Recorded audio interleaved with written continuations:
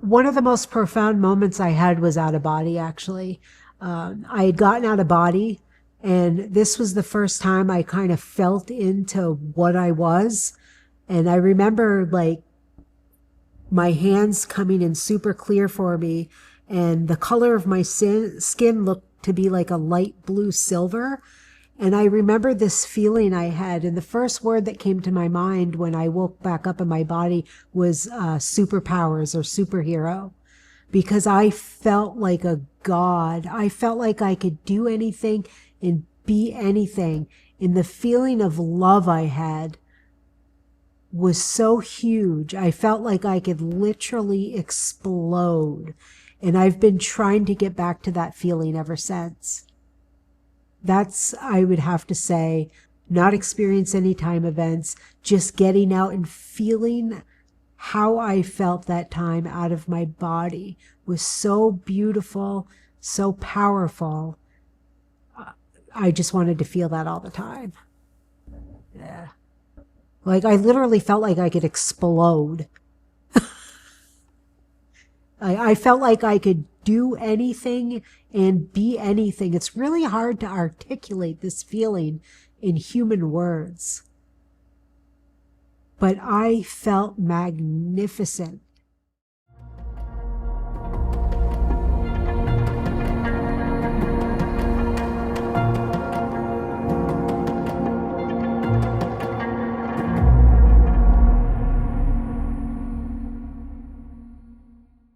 My name's Amber Hayes, and I've been able to reverse my diabetes using meditations and the will of my soul. So I came down with diabetes. I started gaining weight, and I was going to the doctors, and they were running blood tests, and they tested me for A1C, which checks your blood sugar over a 3-month average. And it was slowly going up. And when it got to a 12.9, which is equivalent to having a blood sugar in the high 300s, they put me on insulin. And so I was on insulin for maybe a year and a half or two before I decided that that was enough. And using meditations and the will of my soul, after I'd thrown my insulin in the trash, my next A1C was a 5.5. And so since then, I've been getting my blood tested every 3 months. It's been a little bit longer now just because they've been good. We're not checking it as much. Growing up, I was raised Christian, Methodist. We went to church with my family. We were taught, follow the 10 commandments, and if you're bad, you go to hell. So I was raised with that kind of fear-based, not necessarily coming from my family, but just coming from the whole religion aspect, and I remember thinking as a child, if I misbehave, there's a good chance I can go to hell. And so that created a lot of fear in me. Yeah, it wasn't actually, so on my mom's side of the family, they go to different churches where they're a lot more religious and it's a lot more strict. It's more Catholic religion. And so when I took a trip out to Oklahoma to visit the family, we went to this church where they were literally splashing holy water on us, thinking that if we didn't get the holy water splashed on us, we wouldn't be blessed by God. And I remember having a little bit of fear about that as a child, because we stood in line for 3 hours at this famous church in Tulsa, Oklahoma, to have water splashed on us by the minister. So I remember being really scared, and people were going up and the minister would touch them and they would literally fall over. And so I'm envisioning when I get up there, what's going to happen to me. And of course I go up and they splash water on me and they touch me and nothing happens. And so leaving there, I'm wondering, are these people faking it? What's going on? And so I kind of lost my fear about that stuff after experiencing that, because it didn't happen to me. I got up there and everything was fine. So that type of religion can definitely put people in a lot of fear. But as I got older, I just started to realize, would an all-loving God damn you to hell forever? Absolutely not. That just didn't make sense to me at all. I think after that trip to Oklahoma, because it actually caused a whole fight between the family, not to get into too much family drama on this, because they'll probably see it, but it caused a big rift between the two sides of the family. My dad, who was there, and then my mom and her side of the family. And we ended up leaving that trip early over that experience because myself and my sisters, we ended up with 3rd-degree sunburn, and we had blisters all over our shoulders from standing in line all that time to get holy water splashed on us. So my dad was furious that we were put through that, because he didn't, obviously, he believed in God and all that stuff, but he didn't believe in what was going on at that church. So yeah, that was, I would think, is a defining moment, because my dad had conversations with me about that and how that's a little overboard, but there was still that fear of, if you're a bad kid and you do bad things, you're going to be damned to hell. And hell was forever, according to the religion.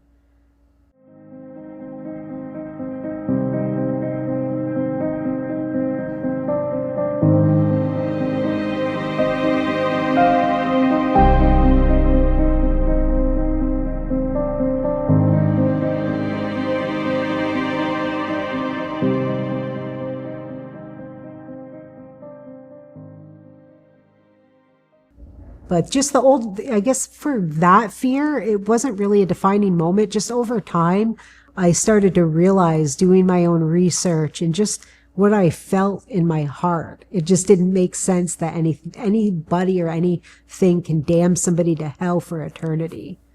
That just didn't feel right to me. When I was younger, I used to have sleep paralysis a lot. And I have a sister who also was experiencing sleep paralysis, and we didn't really know what it was. It scared us a little bit because we would first wake up and we felt like we were kind of half awake and half asleep, and we couldn't move at all. But then there's this time when we would start to float out of our bodies. And I can remember floating above my body and looking at myself sleeping in the bed. And that scared the shit out of me. Like, I thought I was dying. And it wasn't like the sensation of sleep paralysis that made me feel like I was dying. It was the fact that that's my body on the bed and I'm not in it. What's going on? And so I started talking to my sister about it. She said she was having the same thing, and she was experiencing time events. So I remember her having an experience once and telling me, like, I just floated up to mom and dad's bedroom, and I saw our brother Stephen and my dad having a conversation on the treadmill. And she's like, Stephen was wearing diapers, dad was wearing this, and this is what they were talking about. And she was able to validate that by talking with my dad, but he did not believe it. He didn't think there was any way we were coming out of our bodies, which didn't make sense, because how would she know what was happening up there if she didn't come out of her body and see it, right? And so both of us were just having all these experiences where we would come out of our bodies, we would be floating around, we didn't have any control over it. But what else, the other thing that used to put me into fear is I would see shadow beings in the room. So I couldn't make out who they were. I would really try not to look at them. And what would happen is I'd be laying in my body, I would be completely paralyzed, and I would start to feel this vibration, and then the sound would change. It would sound kind of like a wind tunnel. And I knew at that moment, here come the shadow beings. And now that I know what I know, I was creating that. As soon as I had the thought, here comes the shadow beings, here they would come. And they would be like walking across and pass, and I would be closing my eyes, trying to turn and hide, hoping that they wouldn't see me, because I thought that they could get me, right? So there is a lot of incidences like that, and I never understood what it was. And when I did research on it, I found this one YouTube video that talked about sleep paralysis, and it went into the whole, like, witch or old lady sitting on the chest and all of this fear-based stuff. So of course that got me thinking, like, what the fuck is happening to me? Yeah. And so then years later, so this started, I don't know how old I was when my first sleep paralysis, but I was in grade school. So this was happening since I was a really young child. And I never knew what it was because it didn't happen to anybody else except for my sister. So the older I got, it didn't happen as often. So it would be less frequent. But I always had it every once in a while. And I always knew when it was happening because I would feel like I was awake, but not really awake. And I couldn't move. And it's like, okay, here it goes. It's coming. I would start vibrating. The wind tunnel sound would happen. And that's when I would be kind of coming out of my body. And I can remember many times floating up above, looking at myself and other things in the room. But I couldn't really control my movements. I didn't feel like I had a body or anything like that. It just felt like I was me, consciousness, like there hovering and floating.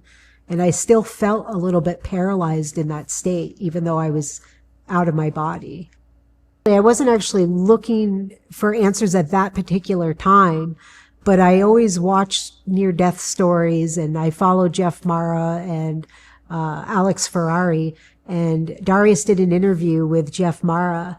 And when I heard him talking about sleep paralysis, I was like, double click to rewind. What was that? And, and then he started talking about how he has used this to be able to control it and leave his body to see who he was, where we come from. And so I just started watching, and then I looked for more interviews. And the second interview I saw with him was from Alex Ferrari. And then a friend of mine sent me a video from Love Covered Life. And she's like, hey, don't you watch this guy? And she's like, what? You might like this video. And so I watched that. And that's when I realized that there was a website I could go to and sign up to learn how to control it myself. So I went to Darius's website and I signed up for his method to learn how to control this, because there's no point in being afraid of something that you don't need to be afraid of, right? And so I signed up for his method and joined, my first workshop was, I think it was webinar 3 was my first one. What I've learned from using Darius J. Wright's method is that you don't need to have fear around this, and that you can actually leave your body, find out who you are and where we come from. I can't count how many experiences I've had since then. If I had to guess, it would probably be between 10 and 12. And that's just coming out. That's not necessarily having something happen. That's just achieving sleep paralysis, at least, and then maybe popping out a little bit. The time events has really shifted me. I mean, the big one was when I came out of my body and saw Darius J. Wright, a dog and a woman. The other one was I saw a future time event where I didn't know it was a future time event until the event actually happened. And I was flying above the tops of these buildings. I didn't really know where I was, but I was just flying on the top of these buildings. And I came to a point and I stopped. And as I was looking down over an alleyway, right? And I could sense that there was a being with me. And as I was looking down in the alleyway, I saw all of these people running down the alleyway, right? And so the being that was with me told me everything was going to be okay. And I woke up back in my body shortly after that, thought it was a neat experience, but I didn't think it was anything, right? Ended up back in my body too quickly before I could try to go anywhere and target anything. Well, 3 or 4 nights later, I ended up going downtown with a friend, and we went to a bar, and we grabbed a drink. We went out and sat outside at the tables. There was a DJ there. So we were just listening to music, enjoying ourselves. And all of a sudden there were 7 gunshots that went off right behind us. And my first reaction was to go down to the ground. And when I did, I took a chair with me. And where I went down, there was this elongated window at the bar that they open up for an extra door when it gets super crowded. And so all of these people came running out that door and they kind of trampled over me. My friend that I was with, he was able to grab me up by my torso and get me on my feet. And he's like, we need to run this way. And I was scared. I didn't know which way I should run or if I should run because I didn't know who was shooting, why they were shooting. But anyway, we started running because I followed him. And as we were running down the alleyway, I suddenly realized, like, holy shit, this is what I was looking at out of my body. It was the same alleyway. So that stuck with me. And I was like, holy shit, we can see things in the future before they happen. You know, and had I known that, maybe I wouldn't have been as scared, right? Knowing that everything was going to be okay. But I didn't realize it till we were running down the alleyway that that's what that was. Because out of my body, I didn't hear gunshots. I didn't know any of that. I just saw people running down the alleyway. It looked like they were running from something, but I didn't really think much of it.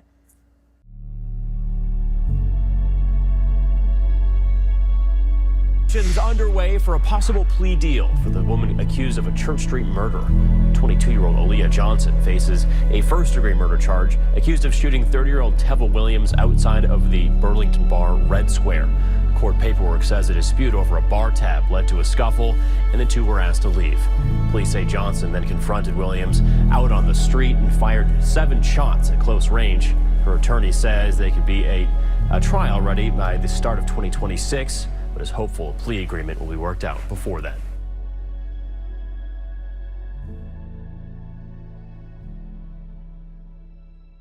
So as I was running down the alleyway and I had that memory of that being telling me everything was going to be okay, the fear diminished quite a bit because I knew everything was going to be okay because that's what I was told. So I was thinking back to that. I still continued to run, don't get me wrong. We needed to get out of there. But I knew that I wasn't going to be shot and nothing was going to happen to my friend or I. So experiencing a future time event before it happens has taught me a lot about time, actually. That time isn't linear to us. How can I experience something that's already happened if it's linear? I shouldn't have experienced that, right? So that tells us that everything is happening all at one time, or almost like we're going backwards through time, right? Like everything's been planned out ahead of time. You know, this is when you experience a time event like this, it tells you that that was some kind of a set marker that was bound to happen, that was decided before you even came here. And when you're experiencing that, it's already happened, right? So another experience I had where I experienced time, so this was a past time, was I was in sleep paralysis. So this time I actually was in the sleep paralysis and was able to come out of my body.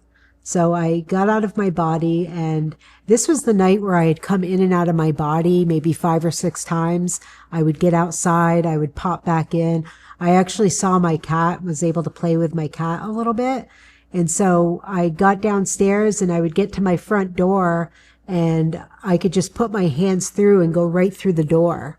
And I would get outside, and of course outside looked nothing like it looks now. It was completely different. It was just all grass. And so the last time that I actually popped out, when I went to leave my bedroom, I was all of a sudden somewhere else. I was looking into like this kitchen area, and I saw a woman sitting at a table, and I was like, oh my gosh, I've got to get this person's attention. And so I was kind of like saying hello, blah, blah, blah. Nothing worked. So I kind of jumped up and flew up and kind of hit with 2 hands on the ceiling. And as I'm coming back down, I'm on my feet. I could sense somebody behind me. So as I'm turning to look, I see this dog, this black dog, come walking by me on my left. And the dog walks up towards the woman that's sitting at the table. And then I could sense somebody else walking kind of behind me this way. And I looked, and they were walking over towards like the kitchen sink. And I looked and I didn't recognize him at first because he had really short hair, but I was like, holy shit, that's Darius. And I tried to get his attention. So he was standing at the sink. I don't know what he was doing, maybe doing dishes, or he had both of his hands in the sink. And I walked up and I went to like kind of grab his arm, but my hand went right through his arm, right through the chest. And so I pulled back, and as soon as I had the thought, that's enough, I'm not getting anybody's attention, I was immediately out of there. But to back that up, the dog I saw was all black. I couldn't quite figure out what kind of a dog it was. I was like, it doesn't really look like a black lab, but like if I had to guess, that would be the closest thing I could think of. But it just doesn't look like any dog I've ever seen, right? And then Darius was wearing just like black sweatpants, no shoes, no shirt, and his hair was really short. So I knew that this wasn't like today. And I knew it wasn't in the future because both people looked younger than they do today. And so back to that thought, just when you think, that's what happens. As soon as I had the thought, that's enough, I'm not getting anybody's attention, I was immediately somewhere else. I was outside somewhere. I have no idea where I was, but there was grass and like trees with a tree line. And I was like, well, I might as well fly. So I shot up and I started flying along the top of the trees. And I actually flipped over on my back and started kind of flying like that.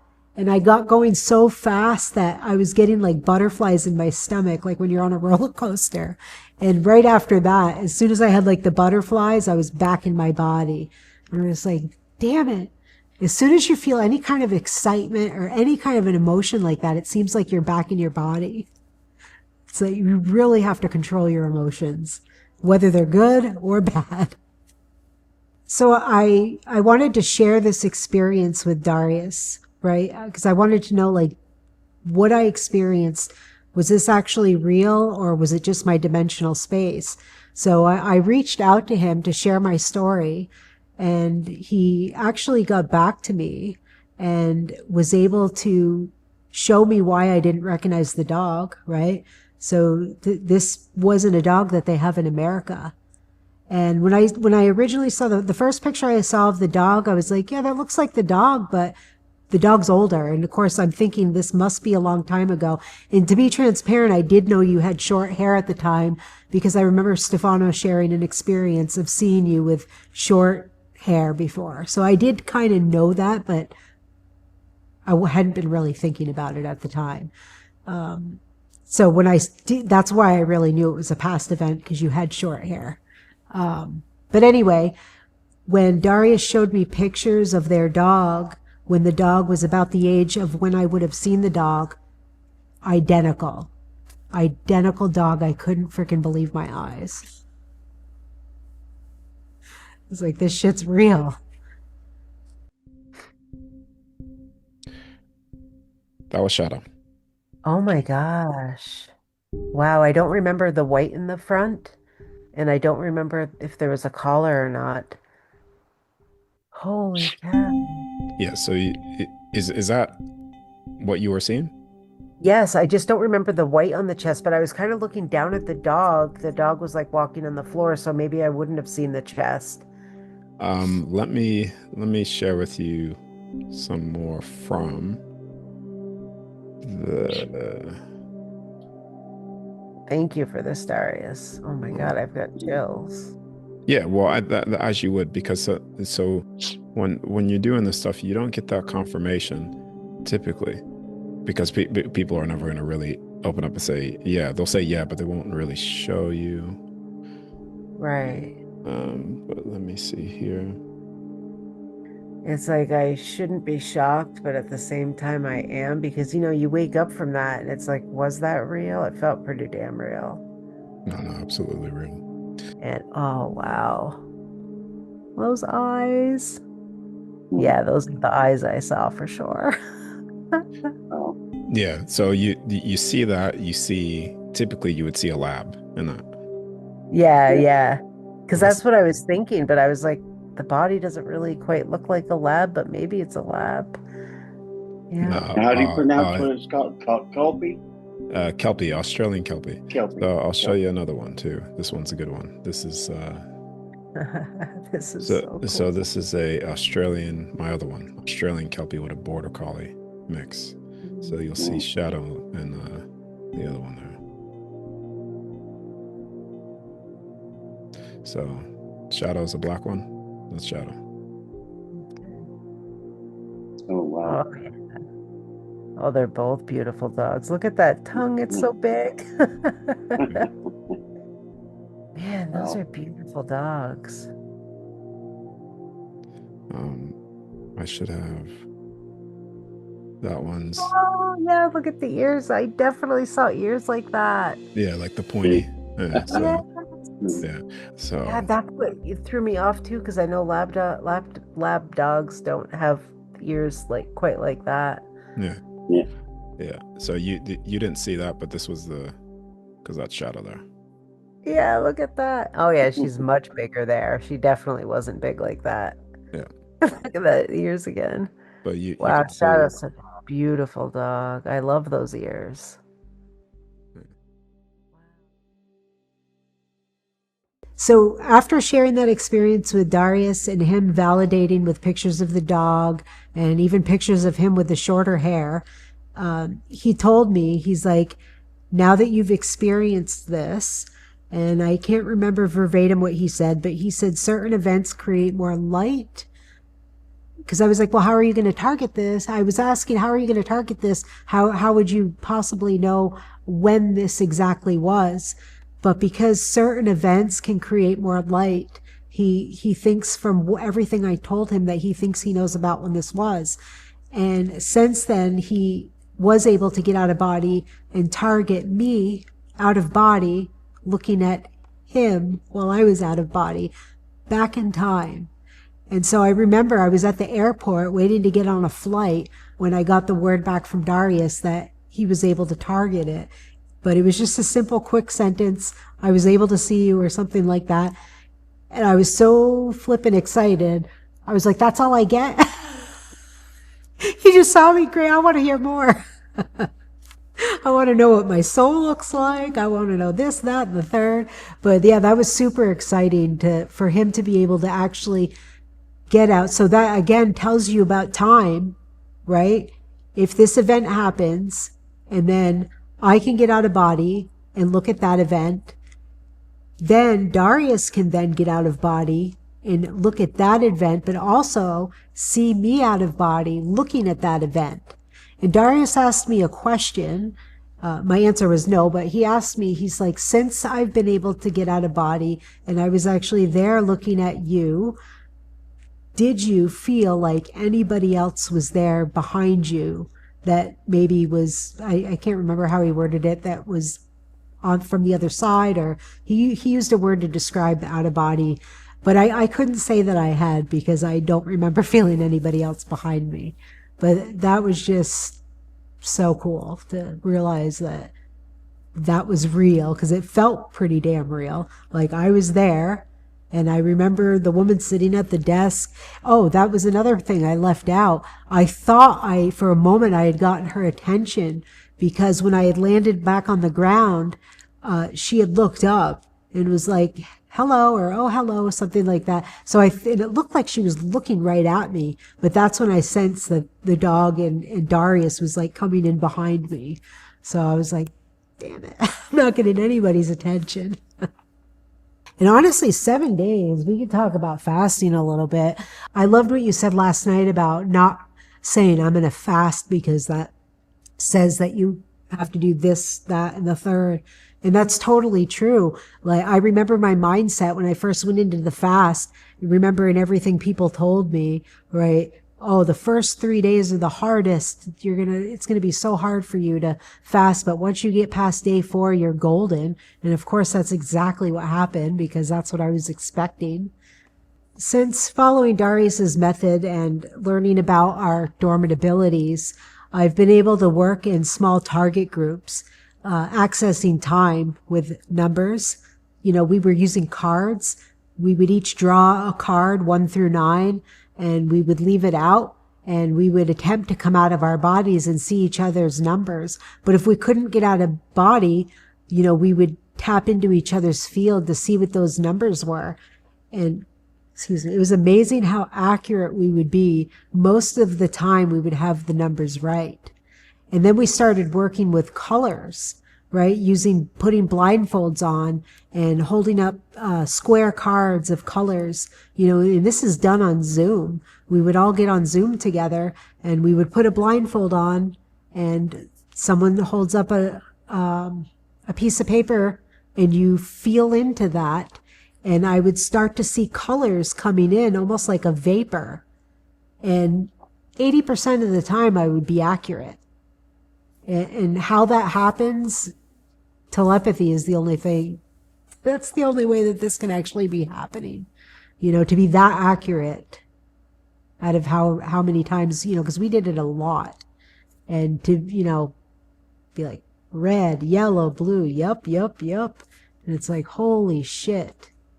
And I remember one of the days we were practicing, I got 10 right in a row. And I was like, holy shit. And that day it was really coming in strong.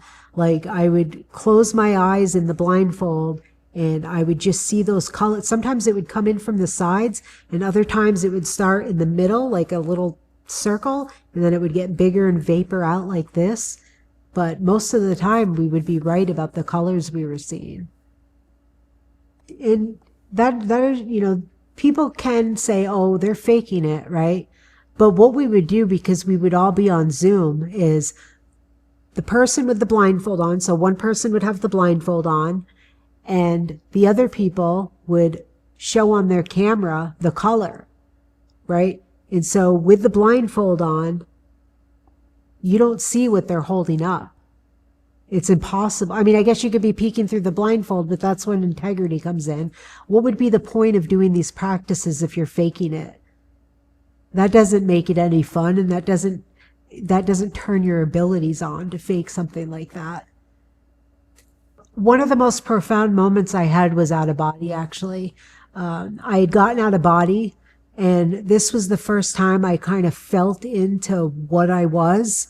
And I remember like my hands coming in super clear for me, and the color of my skin looked to be like a light blue silver. And I remember this feeling I had, and the first word that came to my mind when I woke back up in my body was superpowers or superhero, because I felt like a god. I felt like I could do anything and be anything. And the feeling of love I had was so huge. I felt like I could literally explode. And I've been trying to get back to that feeling ever since. That's, I would have to say, not experience any time events, just getting out and feeling how I felt that time out of my body was so beautiful, so powerful. I just wanted to feel that all the time. Yeah. Like I literally felt like I could explode. I felt like I could do anything and be anything. It's really hard to articulate this feeling in human words. But I felt magnificent. So good. That feeling stayed with me for quite a while. It's still with me. It's never really left me. Like I can tap into that feeling anytime. But I see, so since having that experience, I just feel more love for people, for plants, for animals. Everything has consciousness. And it's just such a beautiful feeling. I bring that feeling into me when I do meditations.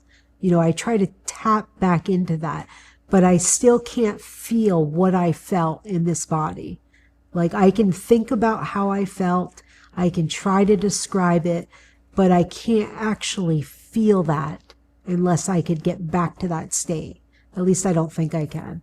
Being a part of Darius's method, it's a lot more than coming out of your body and learning how to achieve that state. Darius teaches us about the will of our soul and how our thoughts can control and dictate how we want to live our lives, how we want to be. So I took this knowing and used it to get rid of the diabetes. And when I tell you that I cured my diabetes using the will of my soul, you can't just say that. You have to be it. You have to know it. And you have to eat, sleep, and breathe that knowing. You can never have any doubt, because 1000% you can control the health of your body. I did it. I was sick with diabetes. I was taking insulin shots. I was over 200 pounds. I never felt good. I was sleeping all the time. I was late to work. I never felt like doing anything or being a part of anything. People would invite me out to go do things, and I would rather just stay at home and, rest. Long week at work, got to catch up on sleep. I slept all of the time. I was so tired.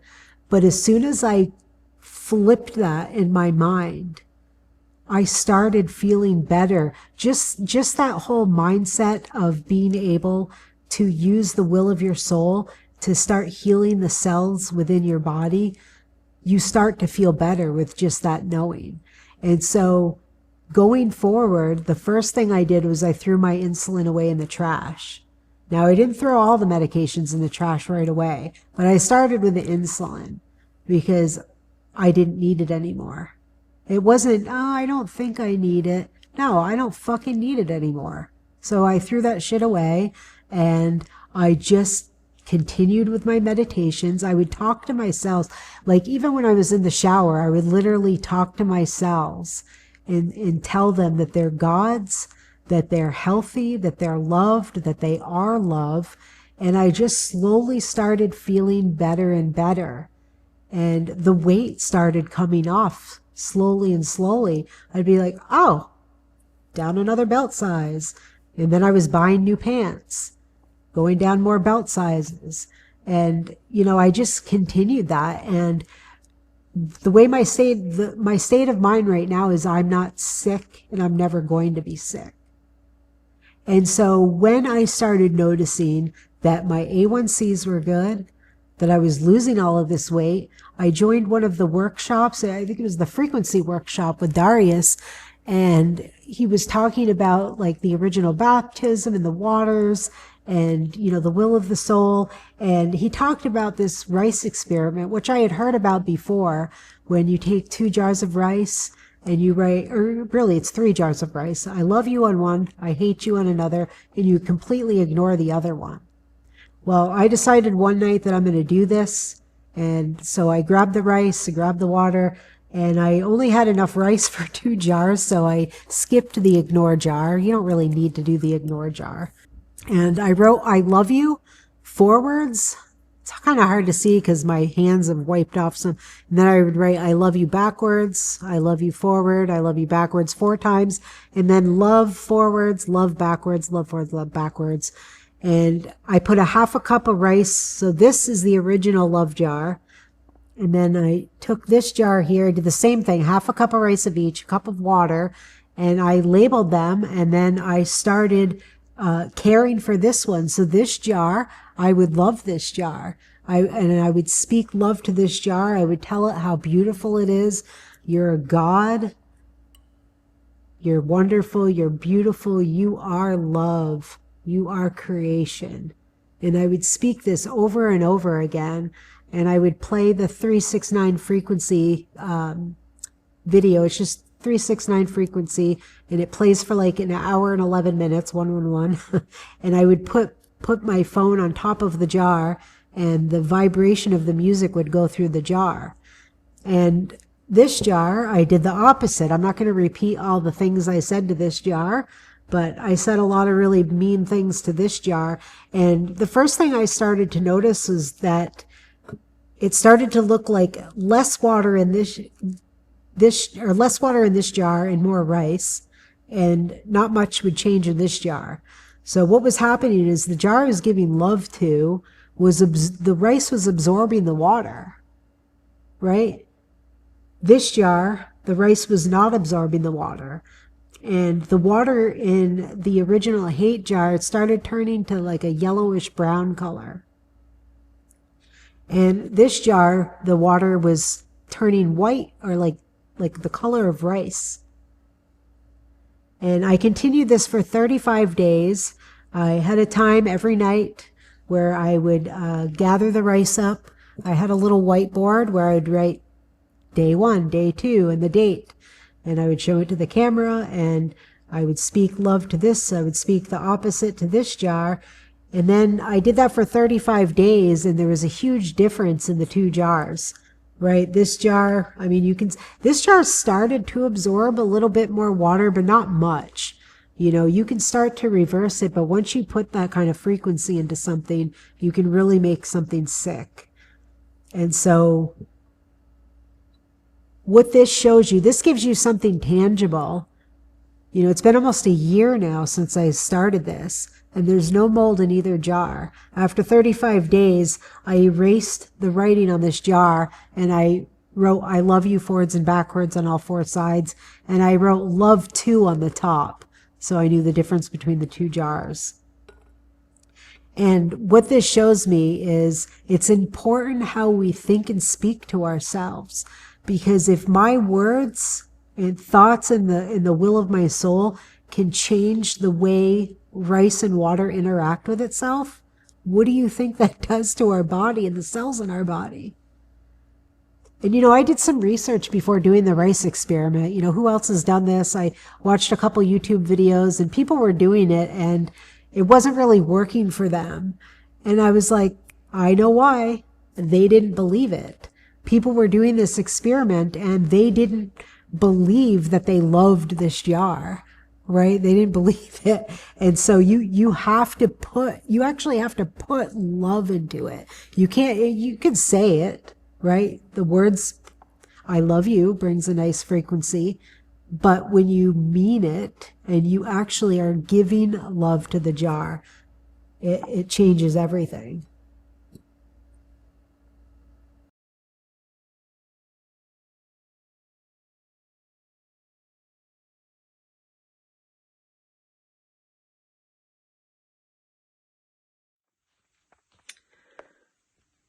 All right, I started this on November 28th, 2024, and today is January 21st, 2025.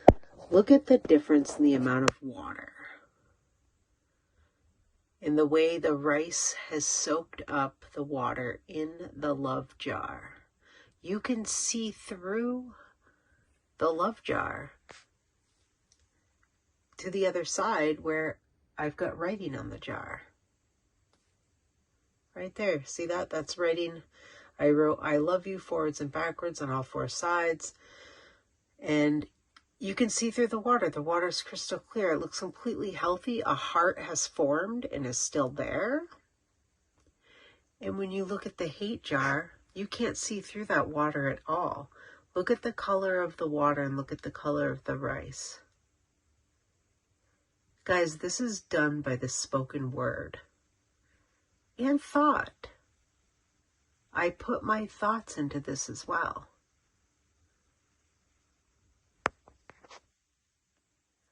You know, I treated the love jar like she was my pet. The hate jar, I treated just the opposite. You know, I said evil words to the hate jar, and I spoke love words and gave love to the love jar. And it's just amazing. Get the brightness up here. It's just amazing the difference. Whoa, that is too much. There we go. Try that again.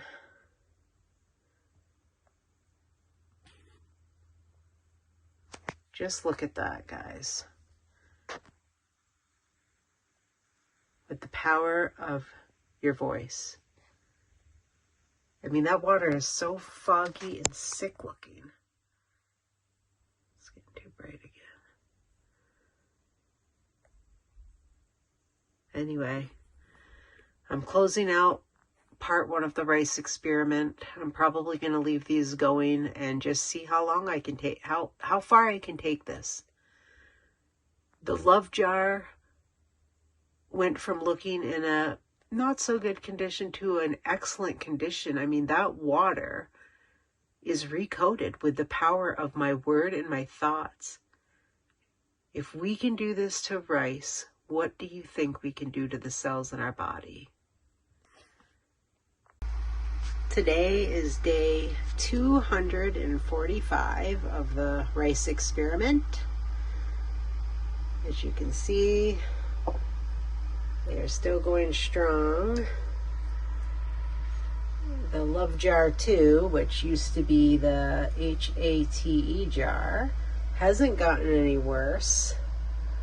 And the original Love Jar, after 245 days, is still looking pretty darn healthy. It's pretty amazing what you can do to water and keeping it healthy with the will of your soul, your thoughts, your words, your intentions. It's very powerful.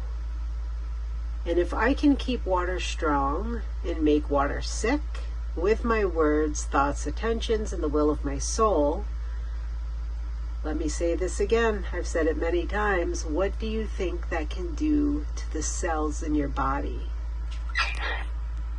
My bird agrees. I'm still doing the rice experiment. It'll be a year on November 28th at 9:00 p.m. technically. I might as well just keep it going and see how far I can take it. At first it was going to be 35 days. And then I was like, all right, well, let's try it for another 30 days. And then 60 days. And then I was like, you know what? Why don't I just take it a year and see what happens?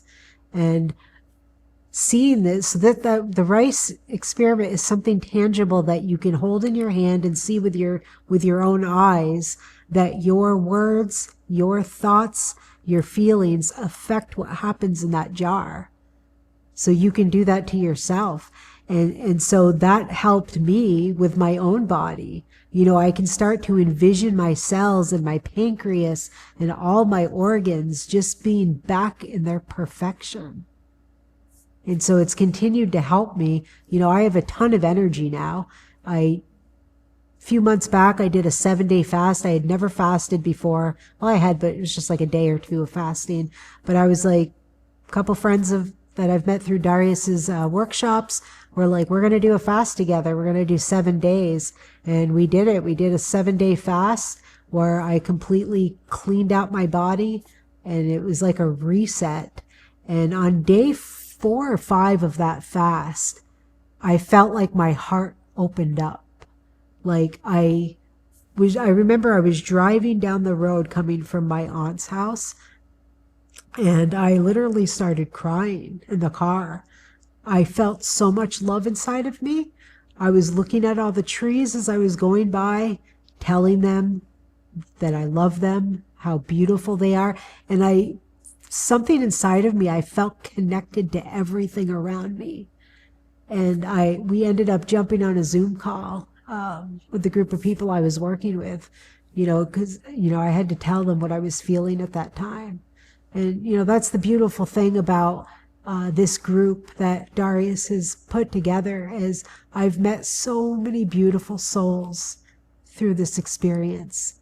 There's some really good people out there that are doing the same thing. And it's really nice to have people to talk to about these experiences and what's happening with the health, out-of-body experiences, all of that stuff. Oh, another thing I can add in there is I had fun with the rice experiment too. One of my friends, Mary Lynn, has a quantum energy wellness bed. And when I was trying to reverse the hate jar, she offered to put the jar of rice on the bed, because that happens in the quantum. So I took a picture of the jar of rice, and she put it on the quantum energy bed. So we I was giving these jars lots of love and attention, a day at the spa on the quantum energy wellness bed. The one thing I really want people to understand is that, you have to get rid of negativity in your life. You have a lot more power over yourself than you think you do. Oh my God, how do I want to say this? So part of Darius's message with the great work is not just coming out of body, it's accessing your dormant abilities, right? Because we're limited to the 5 senses here, but there's more than that, and you can access more than that by just your thought process. I completely flipped my thought process. I stopped thinking about being sick. I stopped thinking about what if my test results aren't good, what's going to happen. I knew my test results were going to be good. I knew I was going to get healthy again. The will of our soul, our thoughts, what we speak is your reality. It really is. Because before, I didn't know that. And I felt the way I was told I was sick. I literally felt like shit all the time. And now I feel like I can do anything. I'm outside, I'm going for walks, I'm going for hikes. I didn't even get into the Camel's Hump hike, holy shit. I achieved something I didn't think I would ever be able to achieve. So we have a mountain here in Vermont called Camel's Hump. And it actually takes a lot longer to hike up than I thought. When I Googled it, it said like 4.5, 5 hours. I was like, oh, I can do that, no problem. Yeah, well, that was like one way, right? So some friends I work with, we decided we were going to spend the day hiking that mountain. I wouldn't have been able to do this before with the mindset I had before. So it's basically you're hiking up, like vertical almost the whole way. So that was super challenging, and there's no way I could have done it before. I would have been out of breath. I would have been dizzy. But when I got done that, I felt so good. I was exhausted, don't get me wrong.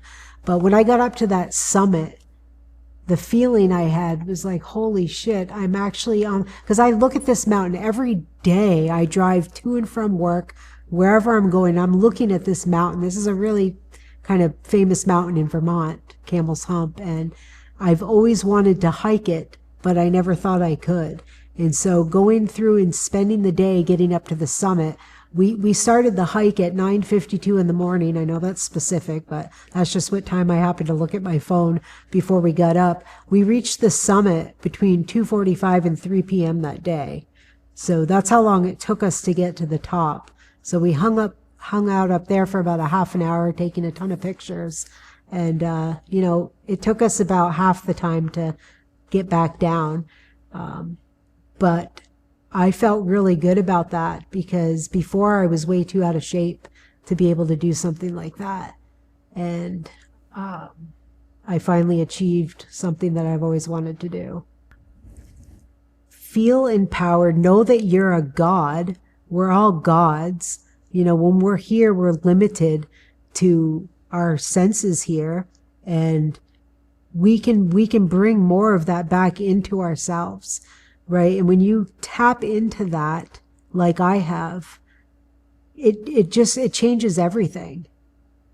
God.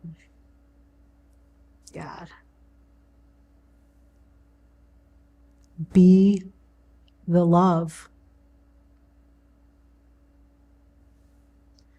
You have to eat, sleep, and breathe it. You really do. You can't just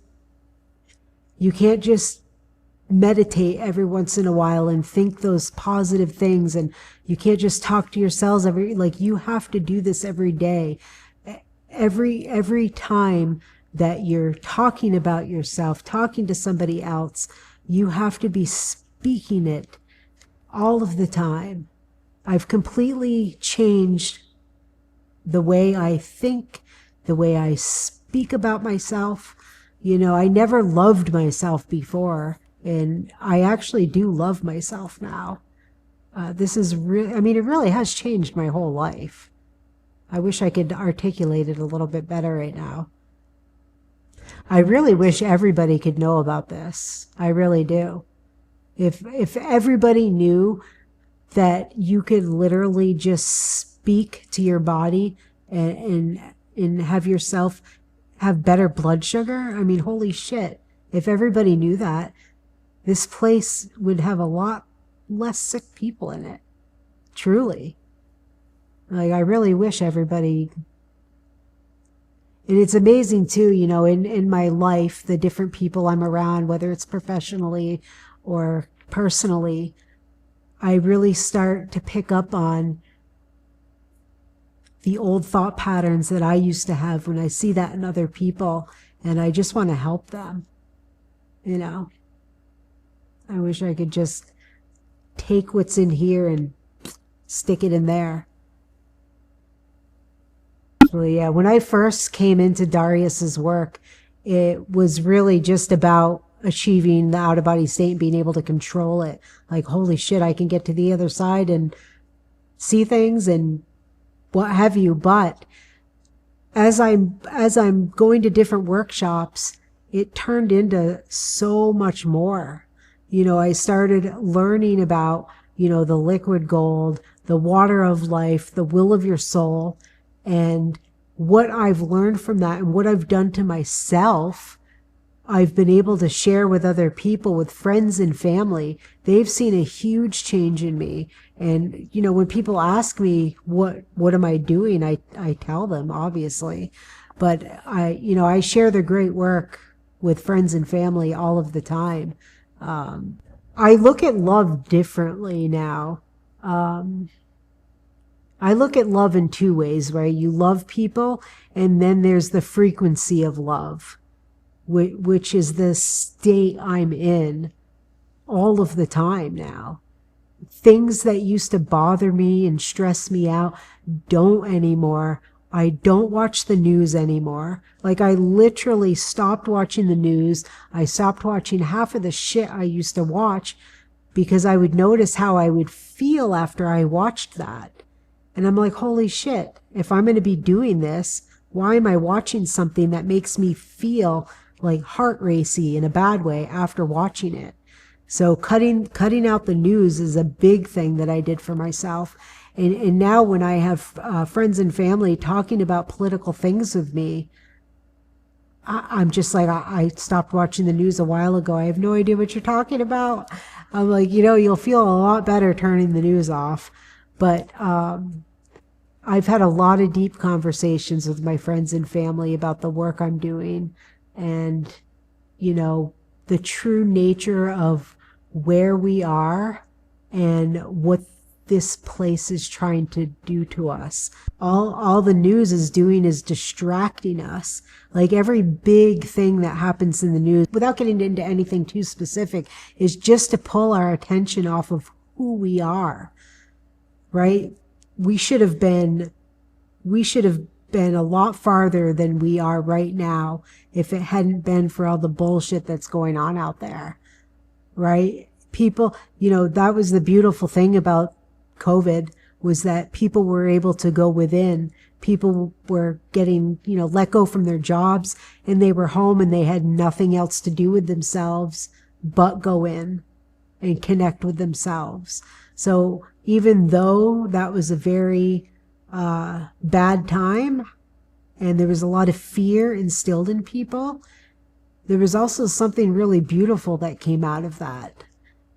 And it was actually after COVID when I started doing the great work. Yeah, it was after COVID, because I had vaccine. And I remember being really freaked out about getting the vaccine. Like, holy shit, what's in my body now? But yeah, I've worked through all of that. Like, that doesn't scare me anymore. There's nothing that can touch me. And you could take anything like placebo pill, the real pill, and take it and have belief in that. But really, you don't need anything. You only need yourself. You don't even have to take a placebo pill because you are the placebo. You know, I mean, before I had diabetes, I felt like shit all the time. I was taking insulin, and literally overnight, I threw that shit away, and it didn't take long to start feeling better. You know, I didn't feel like a god the next day. It certainly took a little bit of time, but once the weight started coming off, I started feeling so much better. And even like my relationship with my daughter, you know, I've been able to bring this into her life. You know, my daughter, she just got done with school, and so the political stuff is right on her radar, and I'm really trying to pull her out of that because it doesn't matter. None of that stuff matters. You know, how it makes you feel is what matters, and look at how upset you are watching that. That's what they want. They want people freaked out and glued to the TV stand, worried about this, because when you're focused on that, you're not here. And that's the whole point. And it's got to end. I really wish everybody could just wake up to this. If everybody would just turn their TVs off and just not pay attention, a lot of that shit would die off because nobody's paying attention. We don't need to do this anymore. Yeah, it's crazy. It's coming, though. It's got to be coming soon. Like, I've been having this feeling inside of me lately that there's some kind of a change coming. I don't know what it is, but I can feel that something's coming. There's going to be some kind of a whether it's a disclosure or a flip in consciousness. But I think whatever was supposed to happen in 2020 is going to be happening soon. That little switch on the TV, turn it off. No, honestly, like if people knew what their abilities truly are, if people actually knew that their soul has more control over their body and the way they feel, any sicknesses, I think if people knew that alone, forget coming out of body, just knowing that would completely flip things. Can you just imagine if everybody knew this, but not just knew it, if they really knew it, if they knew it here, it would change everything. It really would. And this has to happen. I know it's going to happen, but it's got to, I wish it would happen sooner. For sure. But yeah, seeing the proof behind that, I'm trying to think if there would be any other proof, because it really is, this stuff does sound like fantasy. It really does. Like, oh my God, you can come out of your body and see this, that, and the third. Yeah, right. But people that have actually had sleep paralysis, they know it's true. You know, anybody that's ever experienced that knows that, okay, I've had that before. You know, and that's really where it started, was hearing that interview with the sleep paralysis. And now it's turned into so much more. You know, I thought in the beginning it was just going to be about coming out of body, but there's just been so much more beauty that's come out of this. Yeah, what you're doing, Darius. It's pretty amazing. So more and more people are coming into this. And here's the thing, when you hear truth, that does something inside of you, and you know, like, this is the path to take, 100%. And that's what I'm hoping that people are going to see with the rice experiment, what I've done. And I can send you some pictures of what I look like before. I think I sent you some, but I can see if I can. I didn't take a whole lot of pictures of myself back then because I didn't like the way I looked, so I would try to stay out of photos if I could. I can feel that there's a lot of big things that are going to come from this. I feel like this is just the beginning. You know? This is something that I'm going to be taking with me until I cross over. You know, this is a whole new way of living. You know, when I started like actually getting out of body and seeing like the time things and then seeing the proof in what I've done with myself, you know, there's nothing that could ever take me away from this. This is my whole entire life now. But you look back. So that's what I'm talking about, my state of mind. When I think back to the beginning of COVID, back when I was getting the vaccine and bringing my daughter to get the vaccine, fuck, I feel bad about that. It's just, this has just been a complete flip. And it's funny when I listen to earlier workshops and I hear myself come up with my questions, I'm like, I have to laugh because it's like, look at how much I've learned and how much I've grown within. My questions went from fear-based to actually no questions at all. I don't think I ask questions. I share, if anything, but this has made a huge change in my whole life. You know, all that fear is gone. You know, there was 2 questions around COVID and around Trump that I think I asked. And I was going back and listening to that and I was like, I can't believe that was me asking that question. It's funny to look back on now, but all that stuff that used to matter that doesn't fucking matter anymore.